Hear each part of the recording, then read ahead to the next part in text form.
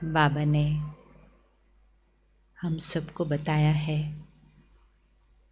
कि कलयुग के अंतिम समय में परिस्थितियाँ अचानक आएंगी, है ना।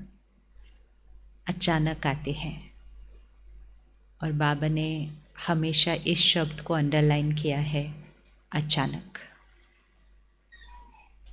हम प्रिपेयर्ड नहीं होंगे, हमने सोचा नहीं होगा और अचानक बात सामने आकर खड़ी हो जाएगी। बातों का साइज हम खुद डिसाइड करते हैं और बात का साइज डिपेंड करता है आत्मा की शक्ति पर जो उस बात को फेस करने वाली है। और फिर पिछले 2 सालों ने हमें ये प्रैक्टिकल में दिखाया कि अचानक बातें आती हैं। तो पहले तो बाबा के बच्चे कहते थे अचानक, फिर पिछले 2 सालों में दुनिया ने भी कहना शुरू किया अचानक कुछ भी हो जाता है। लेकिन अचानक का सामना करने के लिए हमारे अंदर शक्ति होनी चाहिए। और शक्ति अर्थात आत्मा रूपी बैटरी, पावरफुल। और इतनी शक्ति होनी चाहिए कि सिर्फ हम उस बात का सामना नहीं करेंगे, हमारे आसपास सारे जो हैं जिन्होंने उस बात का सामना करना है उनको भी शक्ति हमने देनी है। तो बाबा कहते हैं स्टॉक उतना होना चाहिए। किसका स्टॉक? शक्तियों का स्टॉक। तो इतनी शक्ति कि परिस्थिति आने पर सिर्फ हम स्थिर नहीं रहेंगे, लेकिन हमारे स्थिर रहने से परिवार, बच्चे या जो भी ऑफिस में कोई हमारे साथ जो भी उस सीन में है, उस सिचुएशन में है, हमारे पास उतनी शक्ति हो कि वो भी कैसे रहें?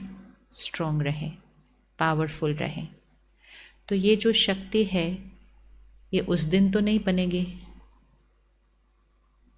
तो इस शक्ति को हमें क्या करना होता है? धीरे धीरे धीरे रोज़ इकट्ठा करना होता है। सेंटर पर एक बहन आती है दिल्ली में, 60s में होंगे उसके, 65-70 के आसपास होंगे।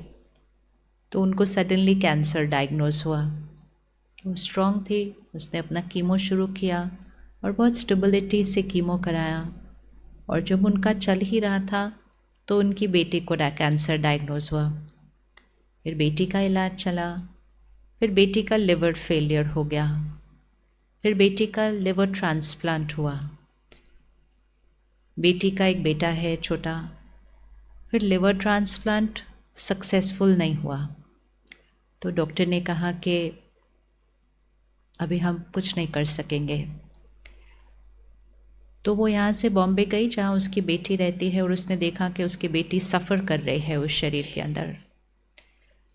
तो उसके अपने हस्बैंड, फिर बेटी का हस्बैंड, बेटी का बेटा छोटा, सबको इकट्ठे किया और कहा ये तो बहुत सफ़र कर रही है इस शरीर में, हम सब ने इसको अपनी अटैचमेंट से रोक के रखा हुआ है, हमें इसको जाने देना चाहिए।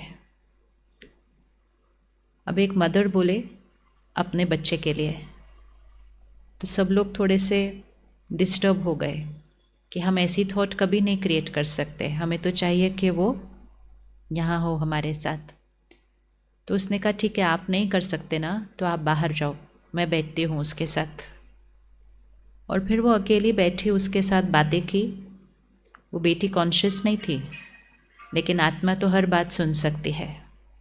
हमें लगता है बातें यहाँ से और यहाँ से होती हैं, सिर्फ बातें यहाँ से और यहाँ से नहीं होती हैं, बातें यहाँ से होती हैं, है ना।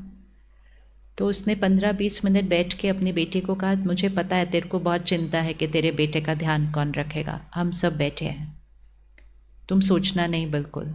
अच्छे से उसने उसके साथ जो बात करनी थी बात की और फिर योग किया उसका हाथ पकड़ के। एंड 20-25 मिनट्स में वो आत्मा ने शरीर छोड़ दिया। तो फिर जब वो बहन वापस आई तो बोली ये मैंने कैसे किया, मेरे पास ये ताकत कहाँ से आई कि मैं बैठकर उसको बोल रही हूँ कि तुम जाओ, तुम्हारे को अभी इसमें नहीं रहना है। और उसके बाद वो बहुत एक बुजुर्ग ऐसे माता जी जैसे है ना, जिसको प्रॉपर मुरली भी नहीं समझ में आती है ठीक से, लेकिन बाकी ज्ञान में कोई नहीं परिवार में।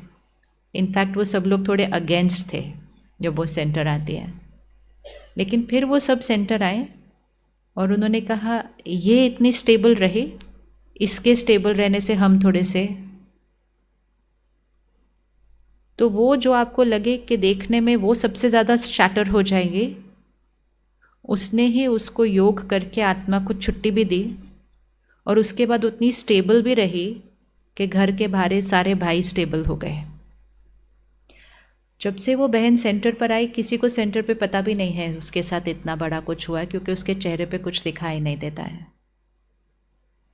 तो वो आके कहती है ये मेरे पास, मुझे तो मालूम नहीं था। कहती मुझे तो मुरली रोज़ याद भी नहीं रहती है, ओल्ड है ना, बस आती है सुन, लेकिन वो एक भी दिन मुरली नहीं मिस करती है, एक भी दिन उसने मुरली मिस नहीं की है।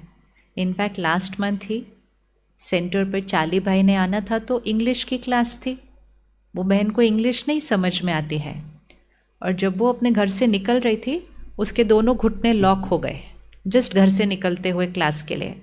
वो घुटने लॉक के साथ उसको गाड़ी में बिठाया, वहाँ लेकर आए, वहाँ से कुर्सी पर डाला, तो ऐसे आप क्यों आ रहे हैं यहाँ पे, आपके दोनों नीज लॉक हो गए हैं, मतलब बेंड भी नहीं हो सकते, वॉक भी नहीं कर सकते। तो कहती नहीं पहले क्लास में बैठूंगी, बाद में डॉक्टर के पास जाऊंगे। जबकि उस दिन वो क्लास उसको समझ आने वाली नहीं थी। नीज को पूरा गाड़ी में से ऐसे खींचा, कुर्सी पे रखा, कुर्सी से नीचे एक फ्लोर लेके, लेकिन वो आई। वो था उसका नियम, वो था उसका नियम कि चाहे कुछ भी हो जाए मैंने मुरली क्लास मिस नहीं करनी, मुरली क्लास के पहले मुझे योग ज़रूर करना है। मुरली याद नहीं रहती, मुरली की कोई भी पॉइंट याद नहीं रहती, लेकिन मैंने आना ज़रूर है क्लास के अंदर। लेकिन वो रोज़ की इकट्ठी की गई शक्ति, रोज़ इकट्ठी की गई ना, जब रोज़ हम शक्ति इकट्ठे कर रहे होते हमें पता नहीं होता ये शक्ति कैसे काम करने वाली है, हमें नहीं पता होता है। लेकिन जब फिर हमारे जीवन में कोई इतनी बड़ी सीन भी आती है तो हमें पता ही नहीं चलता कि हमारे पास इतनी पावर थी उसको फेस करने की, जो अगर हमारे पास वो पावर न होती तो उस सीन में हम शैटर हो जाते। तो बाबा के ज्ञान और बाबा के कनेक्शन से वो शक्ति, और ऐसे लाखों लोगों के लाखों एक्सपीरियंसेस हैं कि सिर्फ रोज़ मुरली सुनी, रोज़ योग किया, और फिर जीवन में बहुत सारी बातें हैं। अभी कलयुग के एंड मतलब है ही अचानक, और बाबा ने कहा है कि कलयुग का अंतिम समय होगा ही अचानक बातें, लेकिन उस बात में खुद को स्थिर रखना और दूसरों को शक्तिशाली बनाना, ये सेवा बाबा ने दी है बच्चों को। तो हम रेडी है ना वो सेवा करने के लिए, हम रेडी है वो सेवा करने के लिए। देखो जब कोविड था तो हम सब तो अपने घरों में बंद होकर बैठे थे, लेकिन कुछ लोग थे जो कोविड के बीच में गए, अपनी लाइफ को रिस्क पे रखते हुए वो औरों को खाना खिलाने के लिए गए। वो होता है आर्मी जो रेडी होती है, जो रेडी होती है कि उन्होंने दूसरों की सेवा करनी है। ऐसे ही बाबा कहते हैं आने वाले समय में इतना दुख और अशांति होंगी कि आपके पास स्टॉक होना चाहिए कि आप औरों की दुख और अशांति भी क्या कर सकें, करनी है ये वाली सेवा, कि औरों की दुख और अशांति भी क्या करनी है, क्या करनी है। बाबा ने कहा ऐसा समय आएगा कि लाखों लोग सामने खड़े होंगे, कहेंगे 1 मिनट की शांति चाहिए, और आपको उनको कुछ सुनाना नहीं, कुछ नहीं, वो माहौल ही नहीं होगा, वो टाइम ही नहीं होगा, लेकिन आपके पास इतना शक्ति और शांति का स्टॉक होना चाहिए कि 1 मिनट के अंदर उनको शांति और शक्ति का एक्सपीरियंस हो। ऐसा भी समय आएगा। इसलिए हमने बाबा को पहचाना, बाबा को जाना। अब थर्ड स्टेज क्या करनी है? भगवान को पूरी तरह से अपना बनाना, क्योंकि भगवान को अपना बनाया अर्थात उसकी शक्तियों को अपना बनाया, उसकी शक्तियों को अपना बनाया। और जैसे ही आत्मा के अंदर शक्ति भरती है, जो जो चीज़ हमें जीवन में तंग कर रही थी वो आत्मा की शक्ति की कमी के कारण ही होती है। चाहे मन की उदासी है, निराशा है, चाहे डर है, आजकल डर बहुत लगता है, चिंता बहुत होती है, एंजाइटी होती है, चाहे शरीर में कोई रोग है, चाहे रिश्तों में टकराव है, सारी चीज़ें शुरू कहाँ से होती हैं? सारी चीज़ें शुरू कहाँ से होती हैं? यहाँ से। क्योंकि आत्मा जो संकल्प करती है, जो थॉट्स क्रिएट करती है, उसका असर फीलिंग्स पर पड़ता है। तो हम कहते हैं मुझे आज अच्छा नहीं फील हो रहा, मुझे आज लो फील हो रहा है, मुझे उदास फील हो रहा है। क्यों? बेस्ड ऑन हमने किस तरह के संकल्प किए हैं। फिर हर एक संकल्प शरीर पे पहुंचता है। हम हर थॉट जो क्रिएट करते हैं उसका असर हमारी बॉडी पर पड़ता है। तो क्या होता है जब जीवन में कोई बात आती है, चाहे बिजनेस में हो, जॉब में हो, कुछ भी बात हो, हम कहते हैं टेंशन होना नेचुरल है, उदास होना नेचुरल है। तो एक बात आई है जो बहुत बड़ी है, लेकिन फिर वो वाली इमोशंस क्रिएट करने से हम अपने शरीर पर दूसरा इफेक्ट डाल देते हैं। और फिर तीसरा इफेक्ट, जब मुझ आत्मा की शक्ति कम होगी तो रिश्तों में कौन सी वाइब्रेशन जाएगी? रिश्तों में कौन सी वाइब्रेशन जाएगी? फिर जो हमारी वाइब्रेशन होगी वो रिश्तों में जाएगी। हम सब के चारों तरफ एक एनर्जी है। अगर हमारे चारों तरफ जो एनर्जी है उसमें तनाव है, दर्द है, दुख है, तो वो दर्द और दुख हमसे दूसरों को मिलेगा। हम में से कईयों ने परिवार के किसी सदस्य को खोया है इस 2 साल के अंदर। जब कोई आगे जाता है जर्नी पर, तो हमें अपने लिए लगता है कि हम कैसे जिएंगे उनके बिना। लगता है ना ऐसा, हम कैसे जिएंगे उनके बिना। तो जब हम ऐसा सोचते हैं कि हम कैसे जिएंगे उनके बिना, बहुत रियल होता है वो फीलिंग और बहुत दर्द होता है। हम रोते बहुत हैं, हमें दुख बहुत होता है, लेकिन हमें सिर्फ 1 सेकंड रुक के चेक करना है वो सारा और दर्द और दुख किस तक पहुंच रहा है, किस तक पहुंच रहा है। सबसे पहले वो हम पर असर डालता है, दूसरा वो हमारे शरीर पर असर डालता है, तीसरा अभी जो हमारे अंग संग हैं उन पर वो असर डालता है, और चौथा वो उस आत्मा तक पहुंचता है जो अपने एक नए शरीर में प्रवेश कर चुकी है गर्भ के अंदर। तो जो एक नए शरीर में प्रवेश कर जाते हैं, गर्भ में उनका वो शरीर बन रहा है, और आत्मिक स्थिति जो अब होगी उस अनुसार वो शरीर नया बनेगा, उस अनुसार संस्कार बनेंगे, और उस अनुसार उस आत्मा का नए शरीर में भाग्य बनेगा। तो जब हमें ये सब याद हो कि अब हम यहाँ से जो वाइब्रेशन भेजेंगे वो उनके नए शरीर और उनके नए शरीर में नए भाग्य पर असर करने वाला है, तो हम यहाँ से कौन सी एनर्जी भेजेंगे? कौन सी एनर्जी भेजेंगे? याद हमेशा आएगी, लेकिन एक याद होती है दर्द में याद, और एक याद होती है प्यार में याद। दर्द की याद उनकी शक्ति को भी घटाएगी, और प्यार और दुआएं वाली याद उनकी शक्ति को बढ़ाएगी। लेकिन हमें लगता है कि कैसे दर्द नहीं होगा। ये तब होता है जब हम अपने आप को रोज़ एनर्जाइज नहीं कर रहे हैं।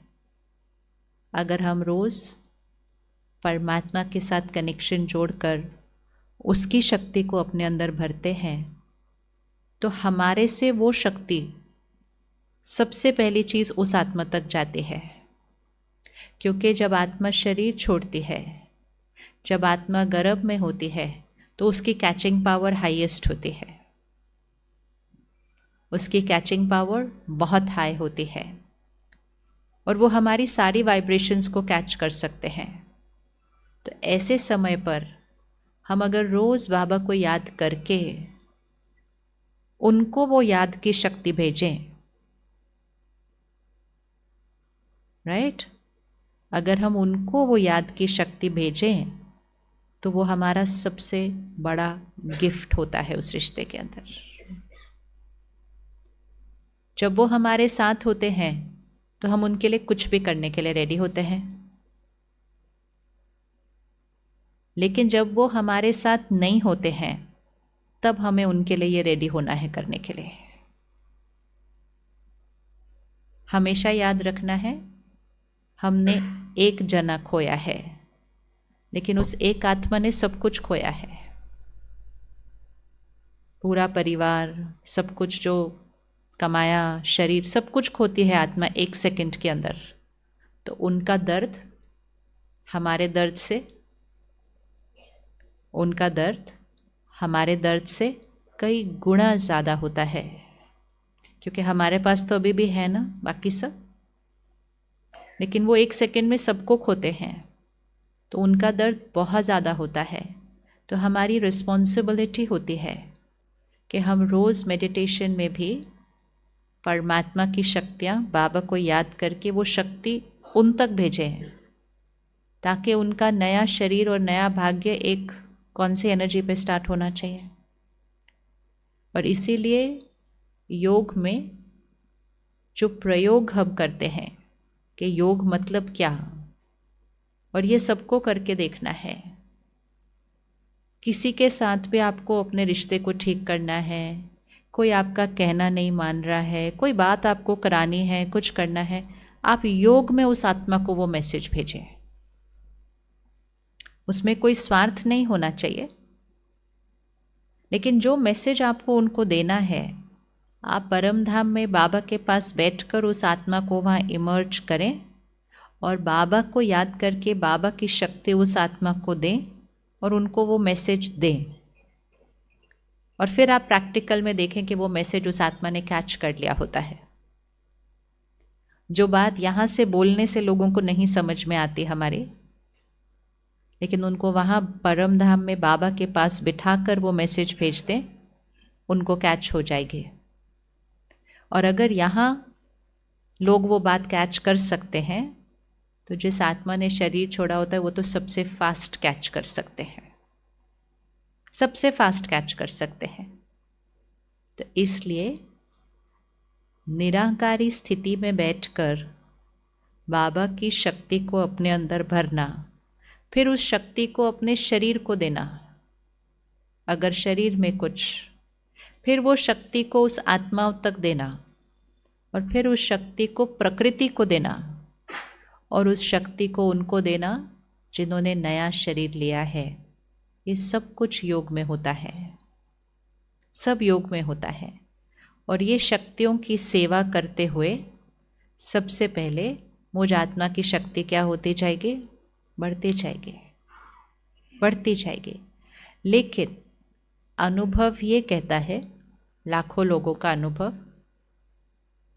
कि योग तुरंत हमारा लगता नहीं है। कभी कभी शुरू में हम कहते कोशिश कर रहे हैं, लग नहीं रहा। तो योग भी लगे, उसके लिए सबसे पहले मुरली की ज़रूरत होती है। जैसे कोई हमें कहे कि एक्सरसाइज करो, लेकिन खाना तो खाया हुआ होना चाहिए ना। कमज़ोर शरीर एक्सरसाइज कैसे करेगा? कमज़ोर शरीर एक्सरसाइज करने लगे तो क्या हो जाएगा, और ही बैठ जाएगा। तो बाबा इसलिए पहले कहते पहले मुरली आओ। तो मुरली आत्मा के लिए क्या होती है? खुराक, खुराक। मुरली क्लास में आकर हम स्टडी करते हैं, क्योंकि क्लास में क्या होता है, वाइब्रेशन, एनर्जी, सब लोग इकट्ठे योग कर रहे हैं, बाहर हवा में बहुत दर्द है। अब हमें पता चल रहा हो या नहीं पता चल रहा हो, इस 2 साल में हवा बदली है। हवा बदली है मतलब हवा में जो वाइब्रेशंस है उसमें बहुत दर्द है, बहुत दुख है, बहुत चिंता है। तो उसका ही हम पर प्रभाव पड़ जाता है और कभी कभी हमारी स्थिति ऐसे ही डाउन हो जाती है। लेकिन अगर हम रोज़ सेंटर पर आते हैं, 1 घंटा भी सेंटर पर आते हैं, तो उस 1 घंटे में हमारे ऊपर यहाँ की हवा का असर पड़ता है।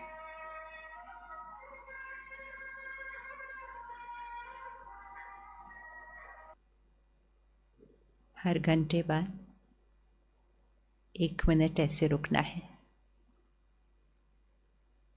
सिर्फ 1 दिन कोई करके देखे कि हर घंटे बाद 1 मिनट रुके और 1 मिनट रुक कर 3-4 संकल्प करने हैं। सिर्फ शुरू में योग करना नहीं आता हो तो हम सिर्फ वो 3-4 संकल्प लिख लेते हैं और वो संकल्प करने हैं और उसको देखना है। तो सबसे पहला, यहाँ पर मैं आत्मा शक्तिशाली आत्मा हूँ, लेकिन उसको देखना है। भ्रिकुटी के बीच आत्मा को देखना है। फिर सेकंड संकल्प, मैं आत्मा यहाँ से परम धाम में बाबा के नज़दीक बैठी हूँ। फिर उस दृश्य को देखना है कि निराकार परमात्मा के नज़दीक मैं आत्मा बिल्कुल। सेकंड दृश्य हो गया। थर्ड दृश्य, बाबा की सर्व शक्तियाँ मुझ आत्मा में भर रही हैं। और फोर्थ दृश्य, बाबा की शक्तियाँ मुझ आत्मा से सारे विश्व को जा रही हैं। इजी, अभी करें। मैं आत्मा शक्तिशाली, दृश्य देखना है। फिर अब मैं आत्मा परम धाम में बाबा की बिल्कुल समीप।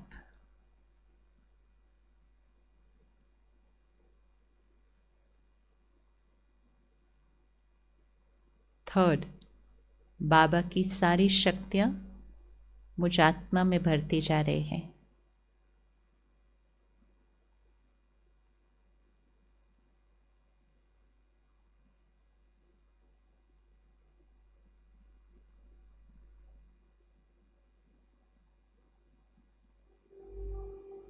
मुझ आत्मा से ये सारी शक्तियाँ सारे विश्व तक पहुँच रही हैं।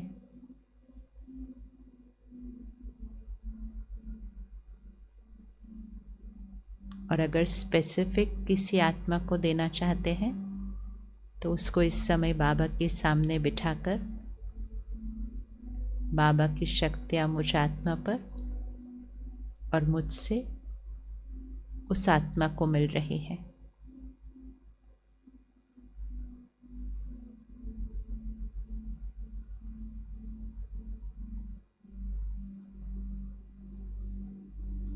वापस भ्रिकुटी के बीच मैं आत्मा शक्तिशाली।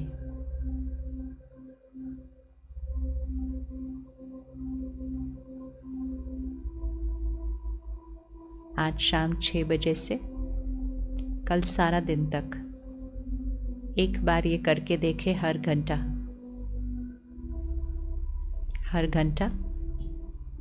एक फ़ोन पर ऐप भी आता है, ब्रह्मा कुमारीज ऐप है, जिसमें हर घंटे के बाद एक म्यूज़िक बजेगा 1 मिनट के लिए, ताकि हमें पता चल जाएगा कि ये हमारा टाइम हो गया है। और हर घंटे ये करें, मैं आत्मा शक्तिशाली। फिर बाबा के सामने बैठे शक्तियाँ भर गई। फिर शक्तियाँ उस आत्मा को जिन्हें देनी है, सारे विश्व को वापस। जैसे डॉक्टर कहते हैं ना, हर घंटे के बाद उठ के थोड़ा सा वॉक करके आओ, बैठे नहीं रहो। फिर जब हम कंप्यूटर पे बैठे रहते हैं तो डॉक्टर कहते हैं हर घंटे एक बार थोड़ा सा आँखों को क्या करो, ऐसे ऐसे करो, घूरते नहीं रहो स्क्रीन को। अगर हम पूरे दिन में 1 घंटा वॉक करके आए, वो एक तरफ, लेकिन हर घंटे 2 मिनट वॉक करें। इसी तरह पहले सुबह योग करें, लेकिन हर घंटे ये 1 मिनट वाला करें। तो हर घंटे करने से वो शक्ति क्या होती जाती है, फिर से कनेक्शन, फिर से घर जाना, फिर से वो शक्ति भरना। इस समय इस शक्ति की ही सबको ज़रूरत है। तो इसको अपनी जिम्मेवारी समझें, अपनी जिम्मेवारी समझें। अब खुद को ये नहीं कहना है कि मेरे पास टाइम नहीं है, अब कहना है मुझे तो ये करना ही है, अपने लिए, परिवार के लिए और बाकी सारे विश्व के लिए, लेकिन मुझे तो ये करना ही करना है। इसको 3 महीने का एक्सपेरिमेंट की तरह करना है। 3 मंथ्स। कौन कौन रोज़ मुरली आते हैं ऑलरेडी? रोज़, ठीक है। तो जो रोज़ मुरली आ रहे हैं, रोज़ सवेरे की क्लास में आना, सवेरे आना। सिर्फ अगर बहुत बहुत बहुत बहुत इमरजेंसी हो तो दूसरे टाइम पे आना, नहीं तो बहुत सालों बाद अगर सवेरे आएंगे फिर लगेगा इतने साल मैंने वेस्ट कर दिया। इसलिए सुबह आना, क्योंकि सुबह जो यहाँ स्थिति बनती है, दिन में और सुबह में बहुत फ़र्क होता है। तो रोज़ सुबह मुरली 3 महीने का एक्सपेरिमेंट करके देखें। 3 मंथ सिर्फ, समझ आए नहीं समझ आए, याद रहे नहीं याद रहे, बस आके बैठ जाना है, जस्ट बैठ जाना है और उन शब्दों को अपने अंदर जाने देना है। कुछ नहीं हो रहा, याद कुछ नहीं रह रहा, बैठ कुछ नहीं रहा, कोई बात नहीं है, बस आना है, बैठना है और उसको जाने देना है अंदर। और फिर यहीं बैठकर योग करना है, क्योंकि कभी कभी शुरू में घर में योग नहीं लगता है, लेकिन मुरली जैसे जैसे सुनते जाते हैं तभी बाबा के साथ रिश्ता बनता जाता है। योग मतलब क्या? बाबा को याद करना, लेकिन याद उसको करेंगे जिसके साथ रिश्ता बन जाता है। तो मुरली 2 चीज़ें करती है, एक बाबा से रिश्ता बनता है और दूसरा आत्मा की खुराक बनती है। जो हम रोज़ सुनते पढ़ते देखते हैं वही हमारी सोच बनती है। तो कलयुग इसलिए बन रहा है क्योंकि रोज़ सारा दिन ये टीवी फ़ोन से क्या क्या हम सुन पढ़ देख रहे हैं। और हम सब बच्चे क्या करते हैं कि हर रोज़ सुबह दिन की शुरुआत मुरली से करते हैं। सिर्फ उतना रोज़ मुरली सुन लिया तो आपको पता ही नहीं चलेगा कि कैसे मेरी सोच बदल गई है, कैसा मेरा लाइफ को फेस करने का तरीका बदल गया है, कैसे जो बात पहले डिस्टर्ब करती थी वो ठीक हो गई है। कुछ दिन पहले एक भाई मिले, अभी तो उन्होंने कोर्स भी नहीं किया है, अब करने वाले हैं बॉम्बे में। तो उन्होंने कहा कि उनका एक्सीडेंट हुआ, वो टीवी एक्टर हैं, तो एक्सीडेंट हुआ तो उनकी पीठ इंजर्ड हो गई, स्पाइन। तो सभी ने कहा आप उठ नहीं पाएंगे, कभी भी लेटे रहना है, और अगर उठ भी गए कभी तो 15-20 मिनट से ज़्यादा एक टाइम पे नहीं खड़े हो सकते। तो बोले इतने डॉक्टर्स को दिखाया, इतने डॉक्टर्स को दिखाया, सबने सेम बोला। फिर कहते बैठे बैठे मेरे पास तो कुछ करने को नहीं था, बेड में ही बैठना था और कुछ तो करना नहीं था। तो ऐसे ही वो वीडियोस देख रहे थे, तो उसमें से उन्होंने ये संकल्प निकाले वीडियो से, मैं शक्तिशाली आत्मा हूँ, मेरा शरीर स्वस्थ है, निरोगी है, सब ऐसे 3-4 संकल्प निकाले। उस दिन भी फ़ोन पे दिखाए वही संकल्प उन्होंने अपनी स्क्रीन पे लिखे हुए थे। तो उन्होंने कहा अभी मेरे को पता था कि मुझे कुछ करना नहीं है, बस मैं वो बोलता रहा, नहाते वक्त भी मैं वो बोल रहा था, खाने वक्त भी मैं वो कहते, लेकिन मेरे को पता था कि कुछ हो नहीं सकता, लेकिन मैं कुछ कर तो सकता नहीं था, और तो मैं बोलता रहा, मैं शक्तिशाली आत्मा हूँ, मेरा शरीर निरोगी है, परफेक्ट है, ये है। थोड़े टाइम बाद, तक कुछ 1 महीनों के बाद, किसी ने उनको अम्बाला में किसी एक डॉक्टर, अम्बाला मतलब देश का कोई एक छोटू सा कोना है, उसको शहर भी नहीं बोलेंगे प्रॉपर, और वहाँ कोई एक प्रैक्टिशनर था, उससे मिलने गए और आधे घंटे में खड़े हो गए। आधे घंटा उसने हीलिंग की और वो खड़े हो गए। मतलब वो भी साइंटिफिक प्रैक्टिस है एक, लेकिन हर जगह ढूंढा था, नहीं ठीक हुए थे। लेकिन जब रोज़ संकल्प किया और बार बार उस संकल्प को दोहराया और परमात्मा की याद में वो संकल्प किया, तो अपने आप वातावरण में बातें कुछ ऐसी हो जाती है कि आप जाकर सल्यूशन के सामने खड़े हो जाएंगे। और आज वो बिल्कुल परफेक्ट अपना नॉर्मल कर रहे हैं। तो ये होता है संकल्प से सिद्धि। तो संकल्प से हमारा भाग्य बनता है, संकल्प से सिद्धि होती है। लेकिन कलयुग में हमें पता ही नहीं चलता कि हम कितने गलत संकल्प कर लेते हैं, कितने कमज़ोर संकल्प कर लेते हैं। और रोज़ की मुरली क्या करती है, हमारे संकल्प चेंज कर देती है। मुश्किल से मुश्किल परिस्थिति में भी सही सोचना सिखा देती है। और जैसे ही संकल्प चेंज कर लिए तो सिद्धि बदल जाएगी, भाग्य बदल जाएगा। संकल्प चेंज करने का कोई तरीका नहीं है। और कुछ लोग बहुत मेहनत करते हैं, मुझे ऐसे नहीं सोचना, मुझे ऐसे सोचना, 5 मिनट बाद वो भूल जाएगा फिर से। लेकिन खुराक देनी है अपने आप को अच्छी वाली। तो 3 महीनों के लिए ये करके देखो आज से। बहुत मेहनत की है हम सब ने खुशी ढूंढने के लिए, बहुत मेहनत की है सेहत के लिए, बहुत मेहनत की है प्यारे रिश्तों के लिए। अब इतनी सारी मेहनत कर ली फिर भी रिजल्ट नहीं मिल रहा, तो चलो 1 घंटा अपने आप को देख लेते हैं। ये भी एक्सपेरिमेंट करके देख लेते हैं। जब लाखों लोग बोल रहे हैं बदला तो फिर कुछ होगा ही। मैंने तो ऐसे ही किया था एक्सपेरिमेंट, मुझे तो कुछ समझ ही नहीं आ रहा था। तो फिर एक बहन ने मुझे कहा जब इतने लोग बोल रहे हैं कि होता है तो ट्राई तो करना चाहिए ना कम से कम। मैं कहा वो भी बात ठीक है, ट्राई तो करना चाहिए, नुकसान तो कुछ हो नहीं सकता। कुछ दवाइयाँ ऐसी होती हैं ना जिनका साइड इफ़ेक्ट नहीं होता, फ़ायदा हुआ तो हुआ, नहीं हुआ तो लॉस कुछ नहीं है। तो ज्ञान और योग वो चीज़ है, फ़ायदा हुआ तो हुआ, नुकसान तो कुछ हो नहीं सकता। तो एक्सपेरिमेंट नहीं छोड़ना चाहिए। तो 3 महीने के लिए इस एक्सपेरिमेंट को पकड़े कि यहाँ आकर योग करें शुरू में सुबह, फिर मुरली यहाँ बैठकर सुने, घर जाएं और सब छोड़ दें, बस सुबह का वो करें सिर्फ। और आपको वो 3 महीने में फील होगा कैसे आपकी सोच बदल गई है, आपका बात करने का तरीका बदल रहा है, आपका व्यवहार बदल रहा है। ऑटोमेटिकली आपके शरीर के दर्द ठीक होने लग जाएंगे, क्योंकि सारा कुछ यहाँ से जा रहा है। यहाँ जब इतना चिंता और डर होता है तो शरीर में दर्द तो होने ही होने हैं, क्योंकि एनर्जी डाउन हो जाती है हमारी। तो आज करें 3 महीने का एक्सपेरिमेंट, करें 3 महीने का एक्सपेरिमेंट। 3 मंथ्स एक्सपेरिमेंट है कि 3 मंथ्स हम एक भी दिन मुरली क्लास मिस नहीं करेंगे, सिर्फ आके बैठ जाएंगे। बाकी बाबा को बोलेंगे बाकी काम तेरा, मेरा काम सिर्फ आके बैठने का था ना, तो मैंने सिर्फ आके बैठना है, बाकी काम आपका। और फिर उसको देखना है क्या रिजल्ट मिलती है। ऐसी रिजल्ट मिलेगी कि आपसे मिलकर दूसरों की शक्ति बढ़ जाएगी, क्योंकि रोज़ आपने अपनी बैटरी को क्या किया, चार्ज किया। रिश्तों को ठीक करना नहीं पड़ता है, रिश्ते अपने आप बदलने लगते हैं, क्योंकि हमारी वाइब्रेशन दूसरे के प्रति चेंज हो जाती है। आज तक हमें लगा कि रिश्तों में दोनों को ठीक होने की ज़रूरत है, दोनों को नहीं ठीक होना पड़ता, एक को सिर्फ अपने संकल्पों को बदलना होता है।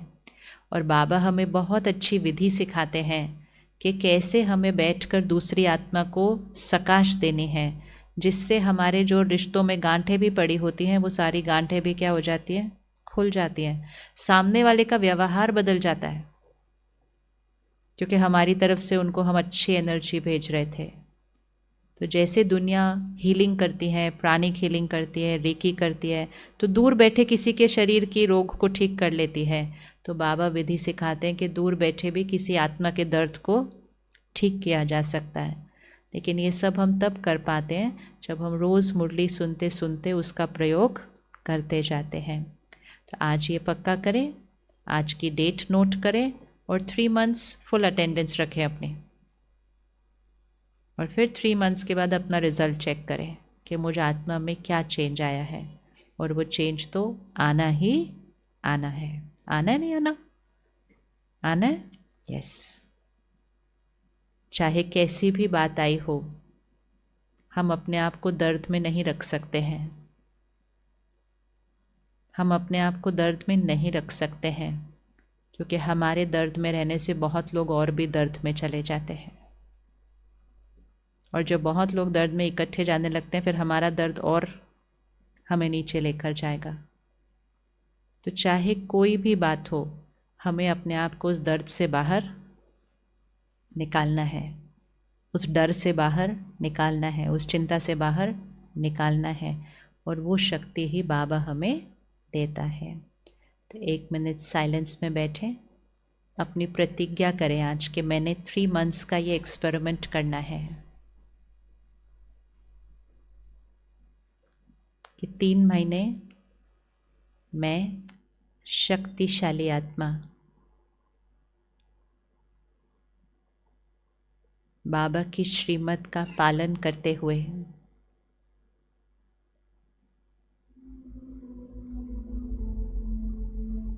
बाबा से शक्ति, शिक्षाएं और श्रीमत पढ़ने के लिए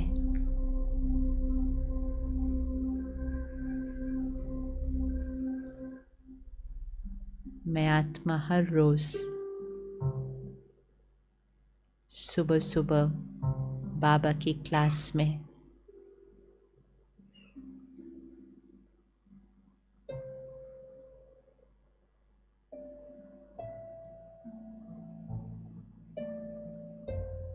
बाबा की सर्व शक्तियां अपने अंदर भरते हुए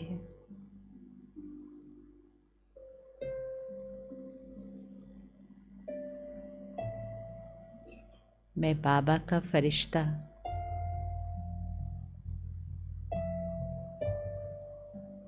सबको सुख और शक्ति देने वाला फरिश्ता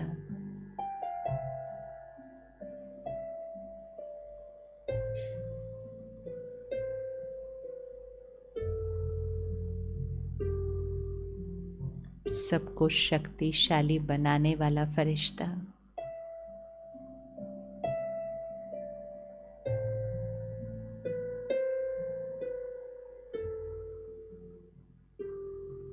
मैं बाबा का फरिश्ता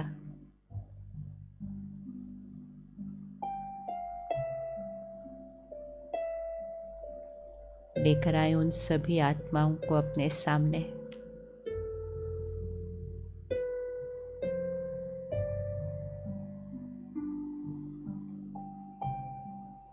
और बाबा की सर्व शक्तियां खुद में भरते हुए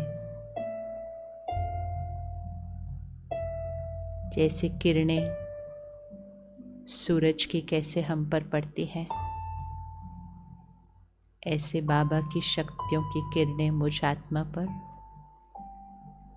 और मुझसे उन आत्माओं पर।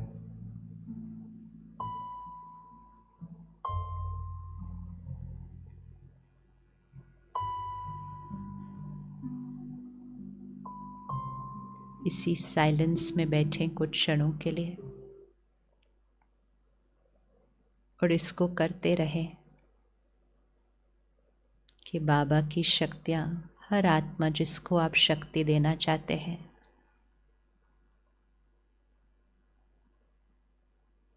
और फिर विश्व की हर आत्मा तक पहुंचा दें वो शक्ति। जितना हम सबको देते जाएंगे उतना हमारी शक्तियाँ बढ़ती जाएंगी।